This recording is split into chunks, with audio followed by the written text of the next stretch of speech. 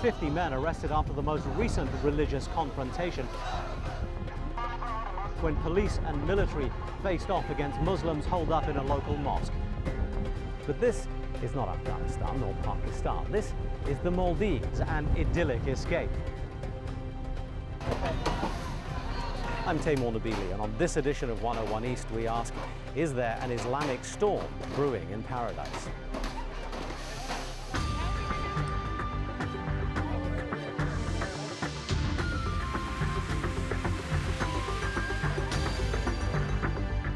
On the 29th of September, just outside the National Museum of the Maldives, a crude bomb injured 12 tourists. The government first blamed pro-democracy activists, then an NGO, before finally fixing its attention on Islamic radicals. Now, the Maldives is an Islamic nation, but up until now, it's been best known as a paradise destination for honeymooning couples. CHOU reports. The Maldives, famous for beautiful waters and luxury resorts. With more than 1,000 islands forming 26 atolls in the Indian Ocean, the Muslim country is also rich in folklore. Legend has it that more than 800 years ago, an evil spirit came from the sea every month to demand the sacrifice of a virgin in its temple. On one such day, a pious man took the place of a girl to be offered. He recited the Quran as the demon approached. Hearing him, it retreated back to the sea. The men went on to subdue it. In celebration, the king embraced Islam and instructed his people to do the same. Today, the Maldives face the threat of a society fractured along religious lines. This CCTV footage was captured in late September this year. 12 tourists were injured in the blast. Authorities called those responsible for the bombing Islamic extremists, influenced by different schools of the religion taught in other countries. If you look at our history, I think all our scholars, especially religious scholars, they went to the same schools to get educated. So we were able to live our lives in a uniform way. It's only when the schools diversified that we had to, different schools of thought came in. That is what breeds all this terrorism and all the antisocial behavior in people. The blast was a rare attack on tourism, which drives the country's $1 billion economy. Investigations took the police to HIMANDHOO, a little island west of Malé, 2 hours by fast boat. What followed was a tense 40-hour standoff between members of the Darul Khair Mosque and the authorities.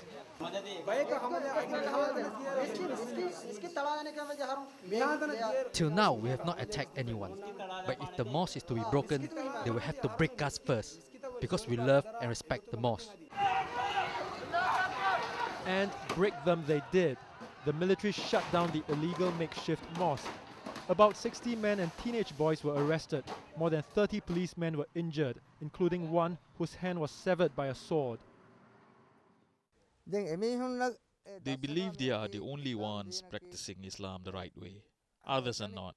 That is why we are divided. They don't want to pray in our mosque. They used to, for a long time. But now they say it's not good. They have all kinds of excuses.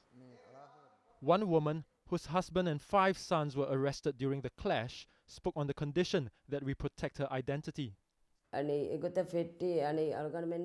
We started praying in our own mosque because we weren't allowed to pray according to our way. They interrupted our rituals by trying to change the position of our arms. They will put things in my open hands when I pray, and when we were reading the Quran, they would switch off the lights. Until they start praying our way, I don't want anything to do with them. Back on Malé, the events appeared to have heightened religious sensitivities.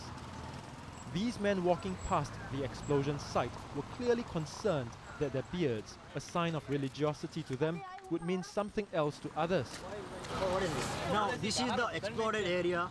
If anyone is having a beard, you are just focusing on it.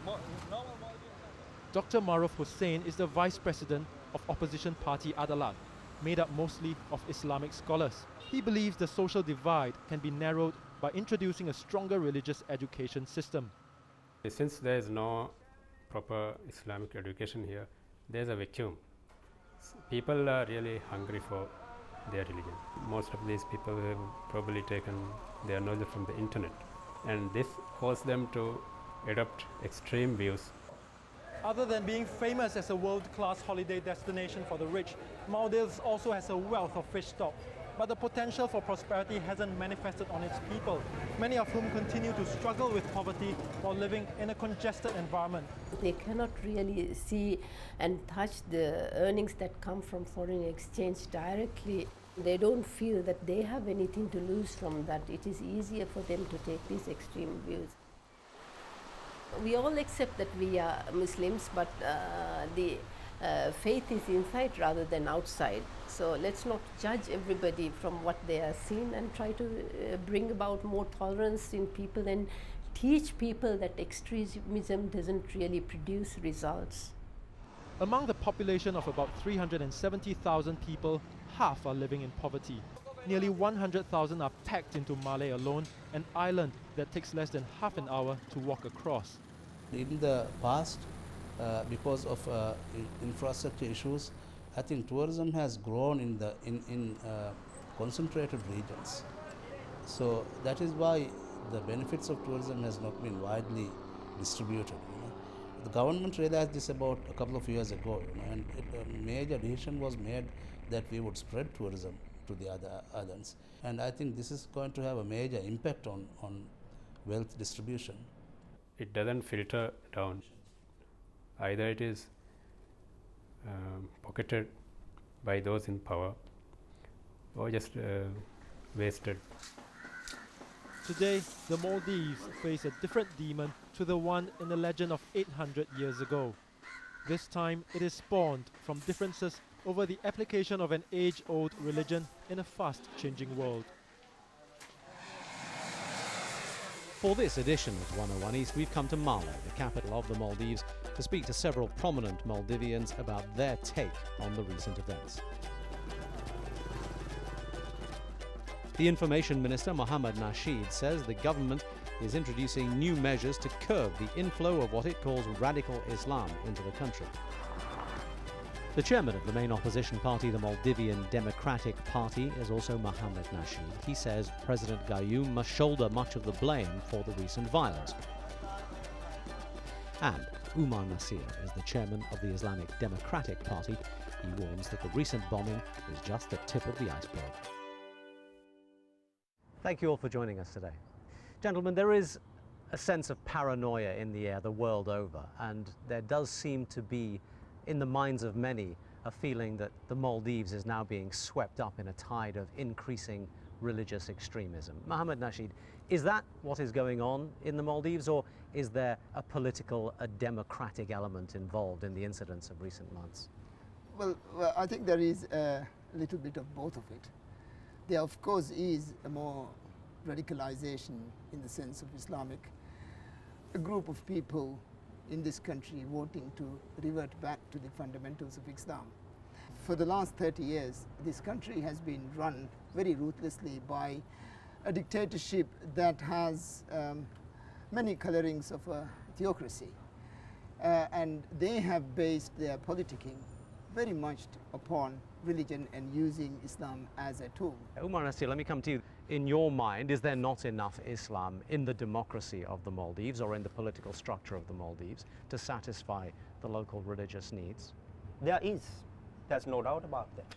But the radicalism that we see at the moment is not being generated in the Maldives. This is a wave that is passing through the world right now. There's a rebirth of religion at the moment throughout the world, not only in Islam, both in Judaism and in Christianity, there's a rebirth. So people go back to the fundamentals. So this is a wave that is going through the world, and we are not going to be spared. This is the effect that we are seeing right now in Maldives. Minister, so there we have a situation. There is Islam here. By and large, it's been a moderate and peaceful Islamic nation.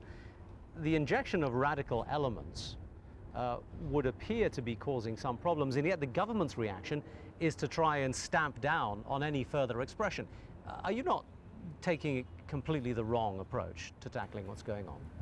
I don't think the government is going to implement such a harsh attitude or reaction towards this. But they've already banned the use of the veil entirely. They're coming up with what seem to be some fairly extreme measures. There are three different types of measures that the government are taking: the long term, the medium term, and the very immediate. One of the immediate things is to eliminate any form of security threats that could be to the peaceful nature of this country. And we have seen evidence to suggest that people have been using the veil to also commit other forms of activities which are criminal in nature. What is the problem for the government if a particular mosque or a particular island or a particular community wants to practice Islam in their own way? Why is that an issue? It is a serious threat to the cohesive nature of Islam that we have had in this country for a moderate, liberal view of Islam. Let me put that to NASEER. Is it a threat to the development of Islam? It is a threat. What we have to do is we have to have a way of Islam that is practiced throughout the Maldives. We should not have extreme ends.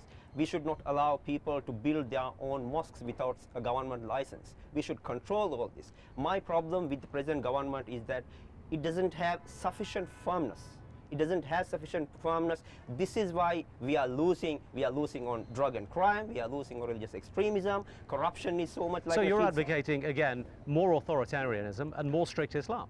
I'm not talking about authoritarianism. What I'm talking about is, if you are a leader and if you are leading a country, you must have sufficient firmness. Napoleon said, when you have sufficient firmness, rashness is not necessary. That's what I'm saying. You have to have sufficient firmness if you are running a government. This is an intriguing... I'm certainly sorry, it's exactly how the Islamic Democratic Party sees things. That more suppression, and it seems the government, and the government as well. But government, I would say there's a slight difference. The government perhaps now, they come out and the government defines their own actions as democracy somewhere there. But the Islamic Democratic Party, of course, doesn't. But we have not seen any country, any society come out of these situations simply by suppression. I can't see how oneness in everything can, get us out of this problem of Islamic fundamentalism. That's really not the solution. Is not one of the major divisions within the Islamic community the world over, this very point that you're making, is that you have a number of people, all of whom advocate for one and one only interpretation of the book, but none of them can agree which one. Isn't that one of the problems? We agree.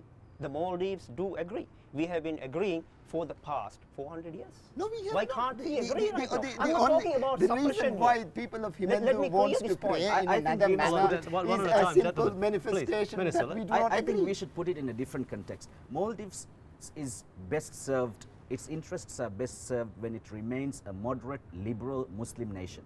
And it must engage with the international community. It must have a democratic, transparent environment for everybody to prosper. Anything that is offensive to this, anything that is a threat to this particular setup must be dealt with seriously. And that's a good place to take a short break. Let me take a short break.